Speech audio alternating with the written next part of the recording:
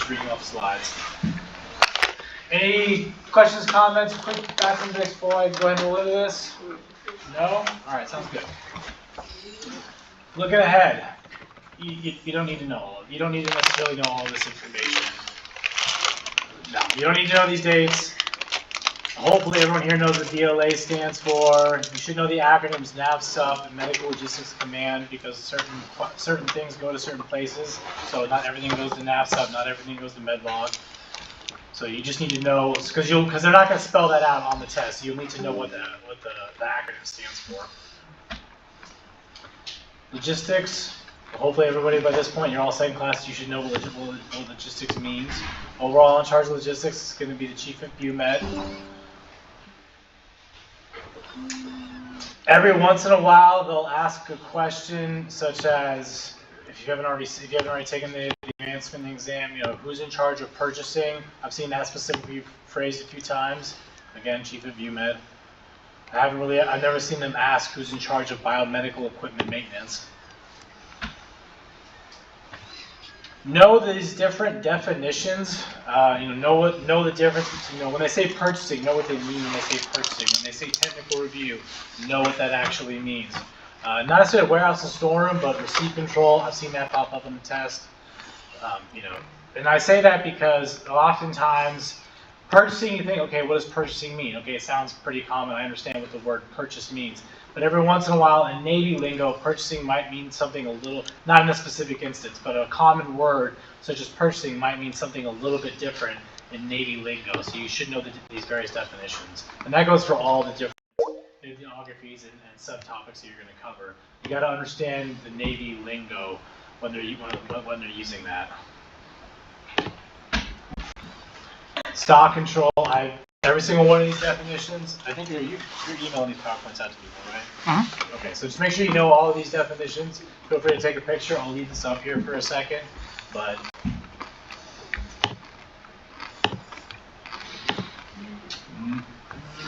Out of these last two slides, technical review, purchasing, stock control, and central supply are all questions I've seen on the test in reference to those specific terms. Mm-hmm.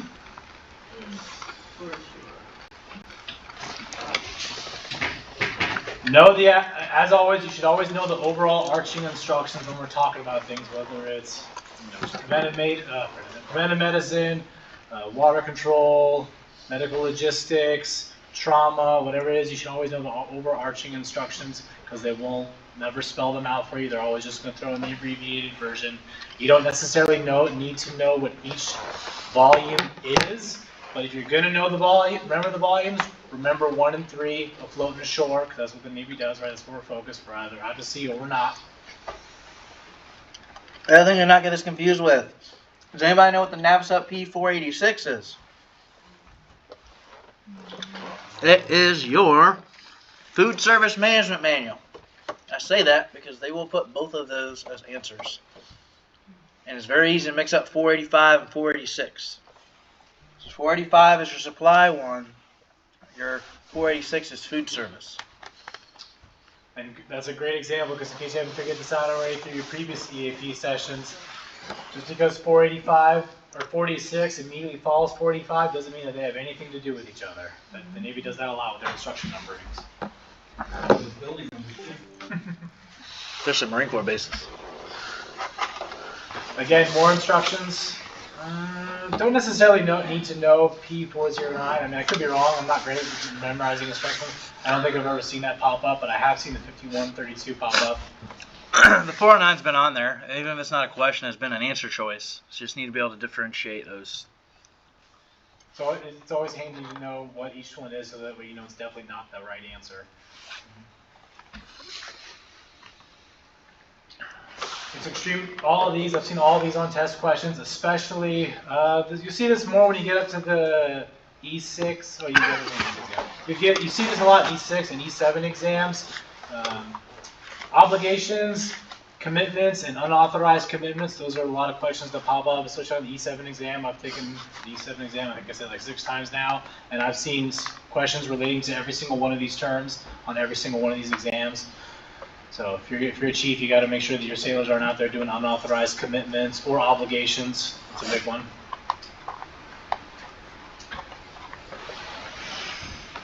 Need to know not just the term micro purchase, but specifically the dollar amount.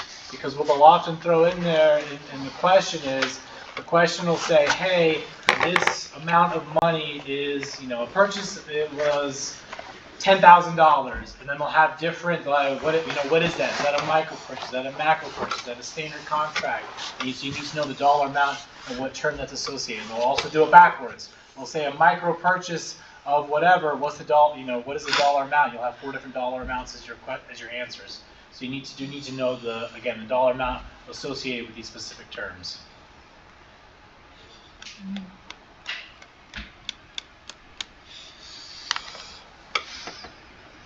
Don't confuse that amount with the stuff that you learned, I think, day 1, with the capital property.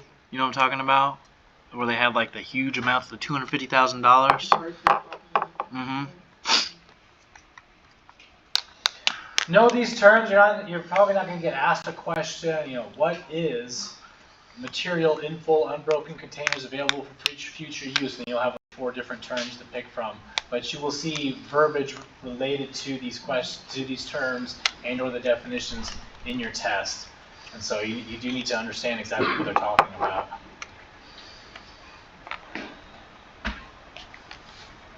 Know what a repair part is. Know the difference between reserve and standard stock. We're going to get more into the national identification, the stock numbers here in a second. There's a whole breakdown towards the later end of towards the later end of this presentation.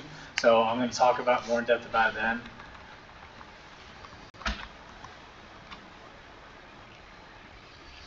Know these ones. Everybody should probably know that unused quarterly funds can get carried over to the next quarter. That's pretty common. I'm sure you've heard about supply for most of your careers already.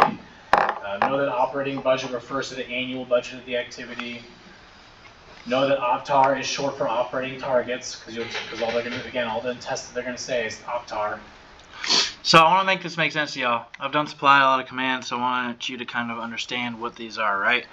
Operation target, okay? That's where they want to aim for to see that they're going to support the operations that you have. The operation target is based off how much money you spent each year with your operating budget, right? So say you were allotted $45K for the year, and you only spend $30K. Well, you just told the Navy we can get by with only spending $30K for the year, and you're not going to get $45K for the next year. So that is why, as it says, unused quarterly funds may be carried over to the next quarter, and they try to get you to spend a bunch of money before the end of the fiscal year, so that way you can justify having $45K as a budget instead of getting it cut down all the way to $30. Does that make sense? The Navy's all about saving money, so if they find out you can operate at a cheaper rate, they'll make it happen.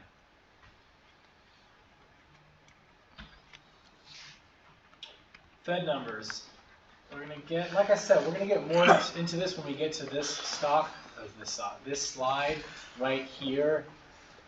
You don't necessarily need to have all of these, kind of going back to the AMOL. So stepping back for a second to the previous presentation, it wouldn't hurt to have the different AMOLs and ADOLs memorized. I take back what I said a few minutes ago. With that being said, it's a lot of different numbers. It can get kind of confusing.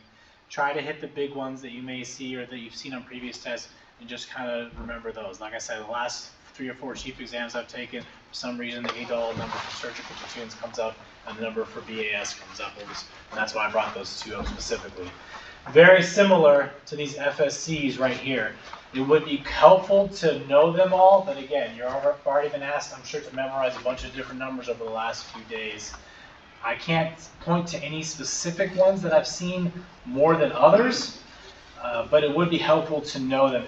At the very least, and this is moving into the next slide, know that the FSC is a 2-digit numeric code, right? So if you see a super long, I have a ditty for y'all. Sorry, to remember all these. 2 separate digits. It's going to be a 4-code total, right? You can have 2 digits that are supplied, and the other 2 digits is the supply group, and then the other 2 digits is the supply class. So know when you see a long number like this, know that this part here, so this is This is the NSN, what we were talking about a few slides back, or what I skipped over a few slides back, excuse me. Know which part of this, because all you're going to see in the test is a long number. And the question is going to be like, what is the NIN of this? And all they're going to give you is this part, all they're going to give you is a long number. Or what is the FSC for this? And again, all they're going to give you is a long number. You don't need to have necessarily all these numbers memorized, but you do need to know that if you see a long number like this, what exactly is each part? The first 4 digits is the FSC. That middle 200 is going to be the NCB. And that last set of digits is going to be the NIAN number. So you know which specific part of this grouping is what. Does that make sense to everybody? Can I get on the video real quick? Yeah. Oh, and that NIN thing, if you haven't already been taught, I'm sure you probably heard it from EAP before. NIN sounds like 9, German word, right? Well, guess how many digits NIN is? 9 digits. Right? Easy way to remember that. Alright, so for the FSCs, you know how I like my inappropriate, but it's not super inappropriate. You want to go back to the FSCs real quick? So start from the first one. Alright. You guys ready to write this down? Drugs, cost, vetted, so we got cosmetics, veterinary is for your vetted, dressing for dealers, so drugs, cost, vetted, dealers, money, and interest. Alright? So money and interest, medical instruments. Okay? Dental, imaging is x-rays, right? So dental x-rays focus on sensors and cone beams, surgical clothing. So focus for furniture, because I'm picking up that unique word that knows what FSC, so focus on sensors and cone beams. And then I'll give a shout out from my optician over here. Opticians kick it, right? So ophthalmic, your kits, and then your in vitro, right? I purposely made the ditty on some unique word that stands out for the FSC code, so it's easier to remember. I don't know if that ditty helps anybody, it's on Google Classroom, but picking out one unique word will let you know the order, because on FSC, if you can tell you about AMOLs, it's all about knowing where it falls in the order, right? So sometimes ditties are helpful with that, because you at least have a general idea, knowing your ditty, where it's going to be, so you can at least eliminate 2 of those answers and have a closer shot at that. Alright. Drugs, costs, vetted dealers, monies, and interest.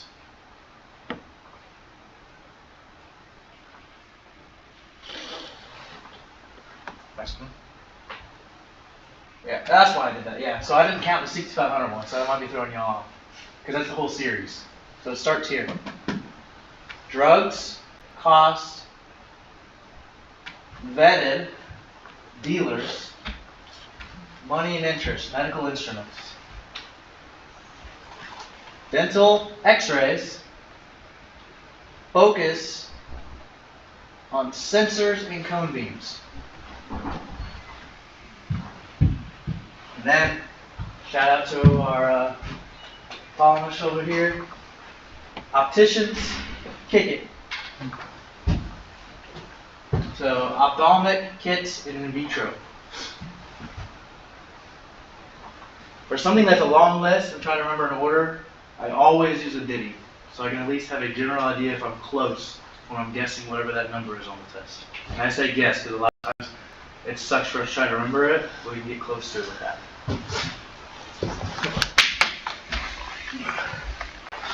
Know that 13-digit stock number, the NSN is the 13-digit stock number. And like I said before, know the breakdown of that number, what each section means, or is rather. So that way if you see it referred to as FSC, but again, they give you a long number, you know you only need to focus on those first 4 digits. More supply terminology, in case you didn't have enough already. These are all good ones to know, unfortunately.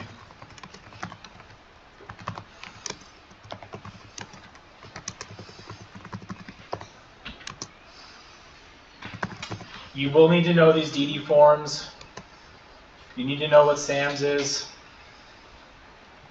I've had quite a question about SAMS, specifically like what is SAMS. So the question will be, what is an automated, what is a medical system, what is a system, don't even say medical system, what is a system used to track supply on board ships, or, what is a medical system used to track supplies on board ships? And it'll be SAMs, WES, ESAMs, MERS, and a whole bunch of random stuff on there. So unfortunately, it's another acronym you do need to know. As always, you're going to need to know the DD form numbers. This is going to hit again real big in Decedent and Affairs. They have a lot of forms that they have to use, and those specific forms come up a lot. I don't want you to sleep on that slide that was before this, because I know those questions. No, the next one. Those questions have been on the test. And they're questions that are confusing if you're not understanding what these concepts are. So knowing what the different levels are and the different objectives are. Okay? Again, a lot of these sound similar, so you need to find that unique word. Okay? Sustaining operations is what I'd be associating with operating level. Over and above, I'd be associating with safety level. Okay? Minimum quantity, stockage objective, maximum quantity, requisitioning objective. I know from you all that have taken the test before, one of these questions has at least been on your test asking you what that level is. So this is kind of what I was talking about, where see some of the verbiage is confusing. So if I said to you, hey, go stock the head with toilet paper, you're going to fill the head up with as much toilet paper you can. That will be the operating level. But in regards to the advancement exam, when they say stock, they mean the minimum amount of quantity necessary for that head, right? So it's not always what you commonly think it would be.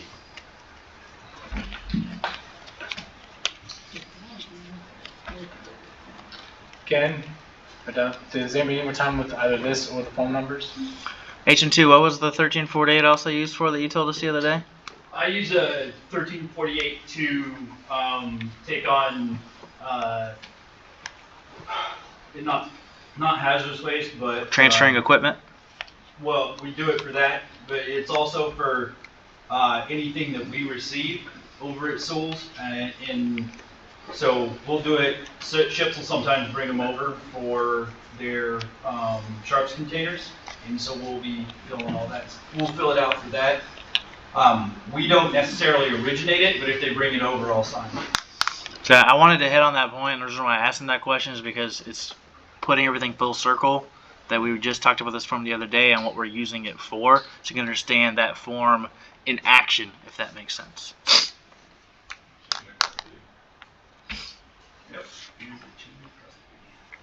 You need to know that a bulkhead inspection is going to get, or inventory, gets conducted annually. You need to know that CSIB needs to be done monthly. You need to know what a specific count actually means. Again, you need to know the GD form. What was the percentage on Tuesday? 98, right? This is where I said that percentage is going to come up, sneak up on you and trick you. Okay? It's 98 for that. It's 90% for this, for a bulkhead to bulkhead.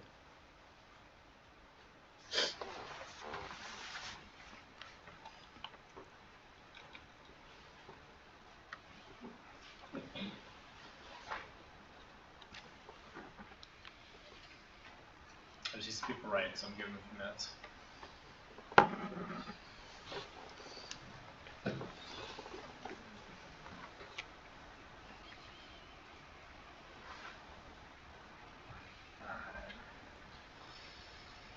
Know what a special materials inventory is? It's a good slideshow. It's got everything pretty much on here is relevant.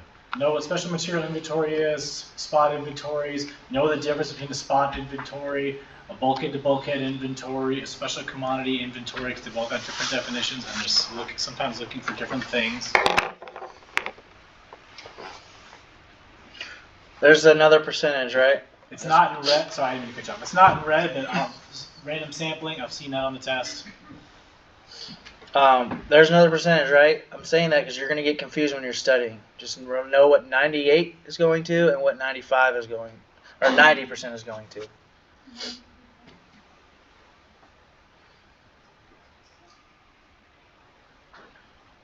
They asked about the relatively high turnover rate last time too.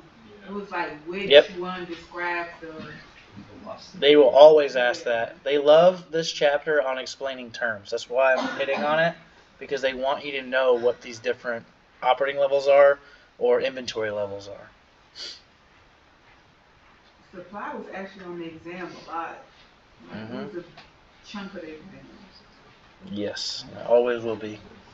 The good news with, and this is, again, going back a little bit, when it comes to AMOLs, ADOLs, the supply terminology, the different form numbers, and the FSC numbers,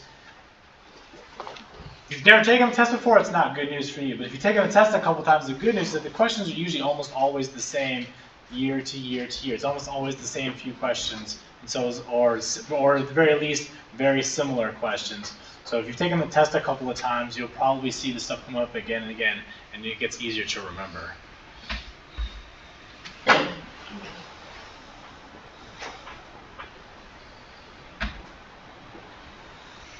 You need to know how far below sprinkler heads boxes can be stored. You need to know what a unit of issue is. You need to know the definition of hazardous materials. I think I've seen the 1/5, the IO question, maybe once or twice, not too many times. But boxes must be stored 18 inches below sprinkler heads. I've seen that in almost every test I've taken, I think, in the last decade. Your SF364 will be They on love there. that test. They love the test. They love that question, excuse me. Unit of issue, I've seen that one a bunch. Hazardous materials always comes up. If anything that's going to confuse you is going to be the forms that he just mentioned. You need to know what the 1149, the SF364, and DD200. What was the other one? DD form 1155, and then your 1348. Because those are the ones that are going to throw you off when you're going through supply on the test. No, you're good.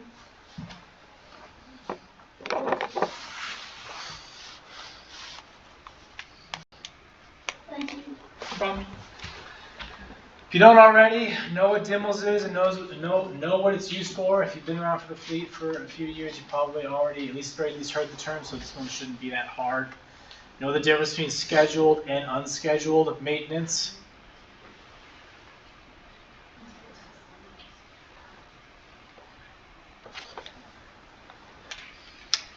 I memorized J stock for jettison and throw it over. Not usable. That's the one unsuitable for use. That has definitely been a test question. And it'll put a bunch of different letters on there.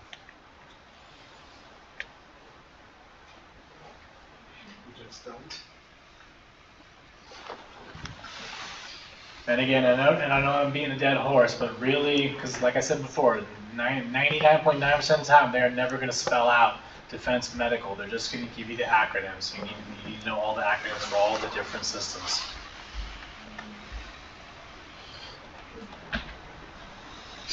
Know the different values of the specific purchases or whatever it is we're talking about, whether it's micro purchase or minor personal property, and know the ranges, because that's going to get asked a lot. You don't necessarily need to know. Yeah, it's been a while, but I have seen, the HIPAA Act was enacted in what year? That was the test question. They had a bunch of different answers. It's an easy test question if you realize that that's the full title of it. It's not just the HIPAA Act, but it's been a while, but I have seen that question come up. Just because if I'm writing a test and I know that I want to confuse you, right? So the 5,000 and 3,000 to me are some of the numbers I'm always probably going to mix together, right? What was the $3,000 for? Micro purchase. Okay, do not let that leave your head. 3,000 is for micro purchase. 5,000 is for sub-minor personal property. Like I'm telling you, I'm going to put numbers that probably sound the same on there to fuck with you and try to make you really see if you know your stuff.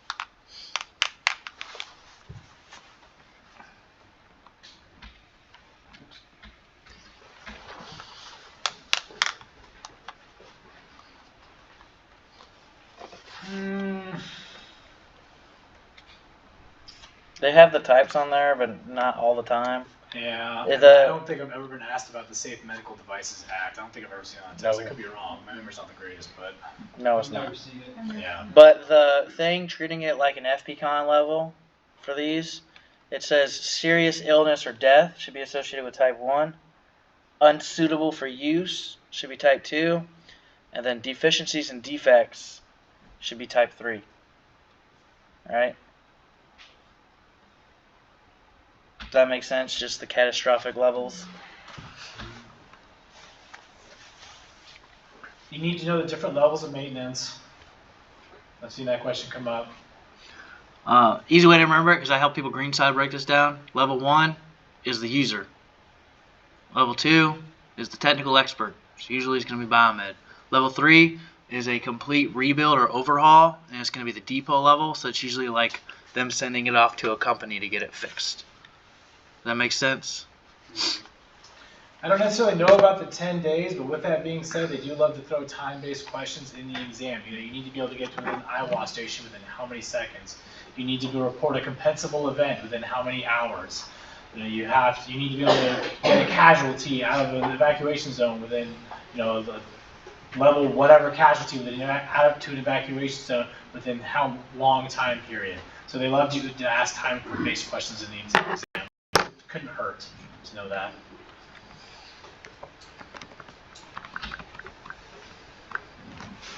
Always know the forms and the definitions.